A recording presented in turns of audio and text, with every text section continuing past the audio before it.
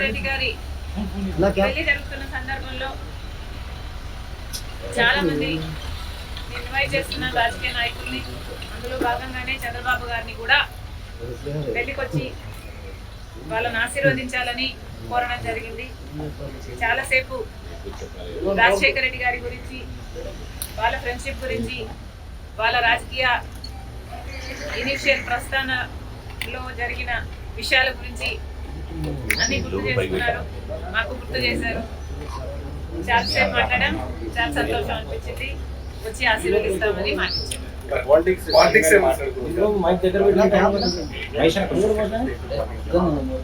లేదమ్మా, actually mostly Rajasekhara Reddy గారి గురించే ఆయన ప్రస్తావించారు.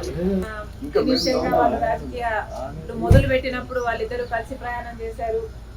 పొద్దున్న నుంచి సాయంత్రం వరకు వాళ్ళు కలిసే ఉన్నారు, జీప్లలో కలిసి తిరిగారు. ఇలాంటివన్నీ ఢిల్లీకి వెళ్ళారు. అప్పుడు చీఫ్ మినిస్టర్ కి వాళ్ళిద్దరు కలిసి చేసిన ప్రయత్నాలు అయితేనేమి ఇలాంటివన్నీ చెప్పుకుంటూ వచ్చారు. కాంగ్రెస్ పార్టీలో మీ పాత్ర ఎలా ఉండబోతుంది, మీకు ఎటువంటి పదవి మీరు అనుకుంటున్నారు వస్తుందని చెప్పి వాళ్ళు కాంగ్రెస్ పార్టీ ఏ పదవి ఇవ్వాలి, ఏ బాధ్యతలు ఇవ్వాలి అనేది కాంగ్రెస్ పార్టీ ప్రెరోగేటివ్. కాంగ్రెస్ పార్టీలో because it is the largest secular party చేరడం జరిగింది.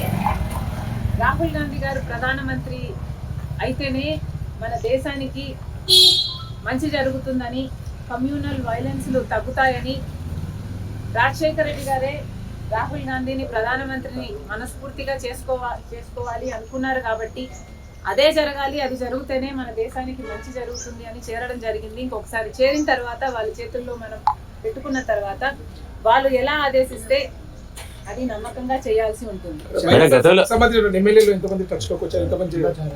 ఈ అన్ని రాజకీయాలు ఎట్లా డెవలప్ అవుతాయి, నాకు ఏ బాధ్యతలు ఇస్తారు అన్న దాని మీద డిపెండ్ అయి ఉంటుంది.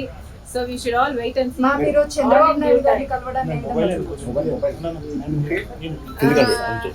చంద్రబాబు గారిని చూడని ఏ విధంగా కలవడం ఏ విధంగా చూడొచ్చు అంటే, మామూలుగానే ఒక ఫ్రెండ్లీ ఎన్వైరన్మెంట్ లో అందరం చూస్తే బాగుంటది. నేను లోకేష్ గారు ఒక ట్వీట్ నాకు రిప్లై చేశారు. ఆ సందర్భాన్ని కూడా రాజకీయంగా చూడకండి. చంద్రబాబు గారికి ఒక క్రిస్మస్ కేక్ మాత్రమే పంపడం జరిగింది.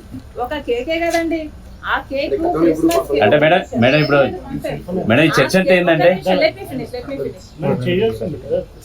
ఆ కేక్ కూడా మేము ఒక చంద్రబాబు గారికే పంపలేదు, ఇక్కడ కేటీఆర్ గారికి, కవిత గారికి, హరీష్ రావు గారికి, ఇట్లాంటి వాళ్ళకు కూడా పంపడం జరిగింది.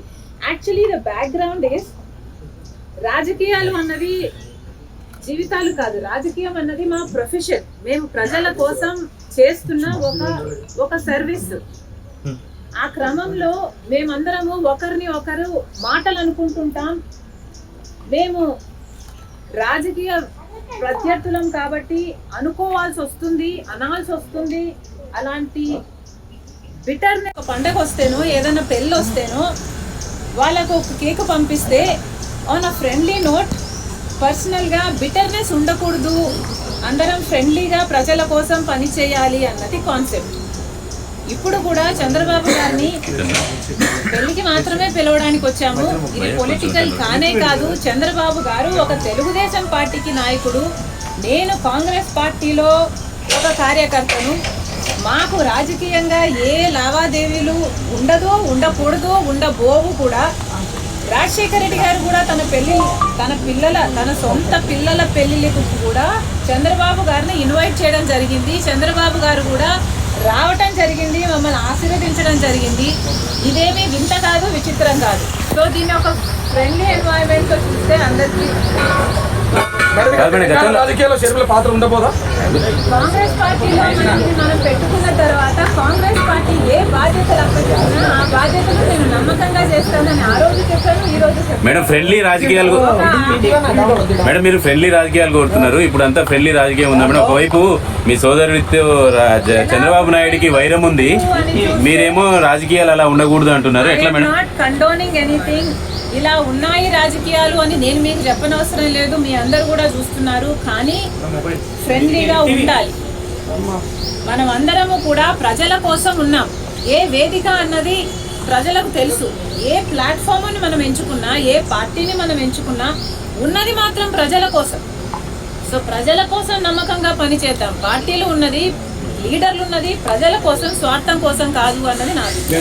చంద్రబాబు నాయుడుకి